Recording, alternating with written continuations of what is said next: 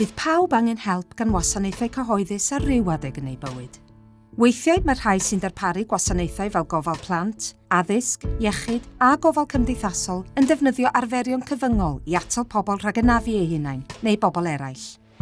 Gallai rhain gynnwys ymyriad corfforol, ymyriad cemegol, ymyriad amgylcheddol fel atal mynediad, rhwystrau mecanyddol, ynysu a gwahanu. Gall hyn beri gofid mawr i bobl, ac mewn rhai achosion gall achosi niwed corfforol.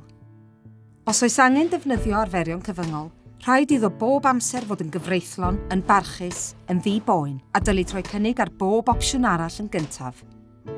Mae Llywodraeth Cymru am weld pobl yn cael eu parchu. Dydyn ni ddim eisiau iddyn nhw gael eu brifo na theimlo cywilydd. Rydym wedi llunio fframwaith i helpu rheini sy'n comisiynu a darparu gwasanaethau, i gynllunio sut i leihau'r defnydd o arferion cyfyngol ar bobl. Dylid gwneud hynny ar y cyd ar unigolion dan sylw a rheini sydd yn bwysig iddynt.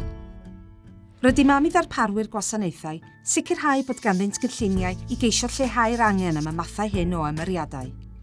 Dylent fonitro'r defnydd o arferion cyfyngol a deall yr effaith y gallent ei chael ar les person. Rydym am i staff gael y gefnogaeth a'r hyfforddiant sydd ei hangen arnyn nhw i ddelio ag ymddygiadau, gan ymateb mewn ffordd gadarnhaol a diogel sy'n parchu hawliau dynol. I lwyddo'n hyn o beth, rhaid i bobl sy'n defnyddio gwasanaethau a rheini sy'n bwysig iddyn nhw gael llais go iawn yn y cynlluniau sy'n eu cefnogi. Bydd angen help eiriolwr ar rai pobl. Mae'n bryd meddwl am yr hyn y gallwn ni gyd ei wneud i leihau'r defnydd o arferion cyfyngol yng Nghymru. Ceir rhagor o wybodaeth yn lliw.cymru/fframwaith ar gyfer lleihau arferion cyfyngol 2021.